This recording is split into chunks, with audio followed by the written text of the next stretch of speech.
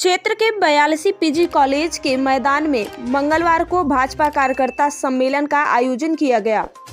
सम्मेलन को संबोधित करते हुए मुख्य अतिथि भाजपा के प्रदेश महामंत्री व काशी प्रांत के प्रभारी व कन्नौज के सांसद सुव्रत पाठक ने कहा कि जनता के आशीर्वाद से 2014 में सुचिता की राजनीति शुरू हुई है। इसी समय देश की सत्ता ही नहीं बदली बल्कि व्यवस्था भी बदल गई है। इससे पहले लोग 25 साल की राजनीति करते करते मकान से महल तथा कोठियों में रहने लगे। वही ही नहीं बल्कि उनके चमचे भी हवेलियां बनाकर रहने लगे हैं, जबकि यह हवेलियां और कोठियां प्रदेश के संसाधनों को लूट कर बनाई गई हैं। जबकि प्रधानमंत्री मोदी जी ने कोई बंगला या महल नहीं बनाया। उनकी मां आज भी 10x10 के छोटे से कमरे में रहती हैं। सपा के लोग दंगाइयों के समर्थन करने वाले लोग हैं। इनकी सरकार में दबंगई व गुंडागर्दी चरम पर पहुंच जाती है। ऐसे लोग जब सत्ता में आते हैं तो महिलाओं व छात्राओं का घर से बाहर निकलना भी दूभर हो जाता है। इनकी सरकार में नवरात्रि में यदि रमजान हुआ तो मंदिरों से लाउड स्पीकर उतरवा देते हैं और मुख्यमंत्री आवास पर टोपी लगाकर घूमते हैं। लेकिन मुख्यमंत्री योगी जी की सरकार में काफी परिवर्तन हुआ है।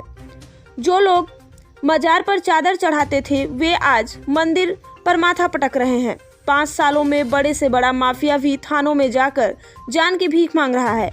जो माफिया लोग कल तक जमीन पर कब्जा कर रहे थे, उनकी योगी जी ने बुलडोजर चलवाकर उनको डरा दिया है।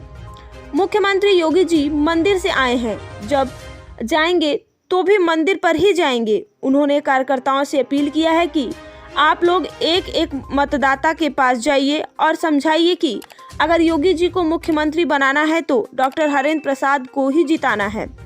कार्यक्रम को संबोधित करते हुए भाजपा प्रत्याशी डॉक्टर हरेंद्र प्रसाद सिंह ने कहा कि जफराबाद की जनता ने जिसे 15 साल तक सेवा करने का मौका दिया है, वे तब जनता की सेवा नहीं कर सके तो अब क्या करेंगे।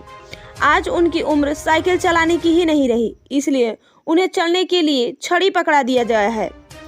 अब इस उम्र में उन्हें स्वयं में सेवा की जरूरत है। वो जनता की सेवा क्या करेंगे। फिर जनता से अपील करते हुए डॉक्टर ने कहा कि इस बार जनता से उनका आशीर्वाद चाहता हूं। अगर उन्होंने अपना आशीर्वाद दिया तो जफराबाद विधानसभा को दुल्हन की तरह सजा देंगे। बहुत ही संघर्षवान भारतीय जनता पार्टी प्रदेश के महामंत्री, युवा नेता, सांसद कन्नौज, जिन्होंने अपने पूर्व मुख्यमंत्री अखिलेश यादव जी की धर्मपत्नी को हराया था लोकसभा चुनाव में। आज उनका मार्गदर्शन मिलने वाला है। मैं उनका बहुत बहुत अभिनंदन करता हूं, स्वागत है। मैं उनके चरणों में प्रणाम करता हूं। हमारे बुजुर्ग चौड़ीकरण उच्चीकरण कराए। आज की तारीख में चाहे मकरा से करबहा की सड़क हो, चाहे पुणे से परसाईपुर की सड़क हो, चाहे लाइन बाजार से कचगांव की सड़क हो, चाहे हुसैनाबाद से जबलपुर की सड़क हो, इधर मोड़ से लेकर ताला बाजार की सड़क है, सबका चौड़ीकरण उच्चीकरण कार्य चल रहा है। क्षेत्र में बिजली के क्षेत्र में बहुत बड़ा काम हुआ।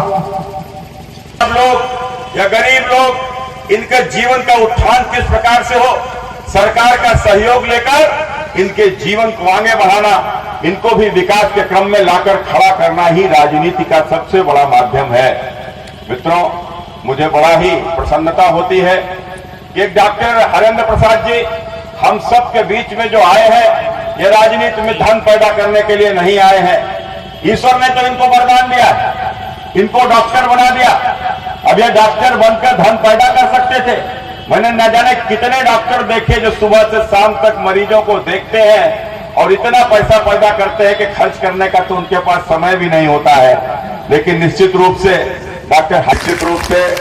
आप सबसे आग्रह करने आया हूं कि डॉक्टर हरेंद्र प्रसाद जी एक बार फिर से पिछली बार से भी अधिक मतों से यहाँ के ऊपर चुनाव जीतकर आप लोग इन्हें फिर से अपने इस विधानसभा क्षेत्र की सेवा करने का अवसर प्रदान करें। मैं आचार्य चाणक्य का एक वाक्य मुझे ध्यान में आता है कि जब आचार्य चाणक्य कहा करते थे, इस राष्ट्र को दुर्जनों की दुर्जनता से नहीं, सज्जनों की निष्क्रियता से ज्यादा नुकसान हुआ है। गंदे आदमी का तो काम ही गंदगी करना है, वो तो पैदा ही इसके लिए हुआ है, जीवन भर गंदगी करेगा। लेकिन भले लोग क्यों सफाई नहीं करते, वो घरों में क्यों बैठे हुए हैं? अच्छे लोग राजनीति में क्यों नहीं आते हैं? आज राजनीति हमारे देश में हम सभी लोग जानते हैं कि हमारे देश की सरकार एक नेता और एक अधिकारी से मिलकर चलती है। अधिकारी तो परिवारों के अच्छे लोग आ जाते हैं, हम सबको मालूम है। यदि हमसे ही कहा जाए कि मेरे 2 बेटे हैं,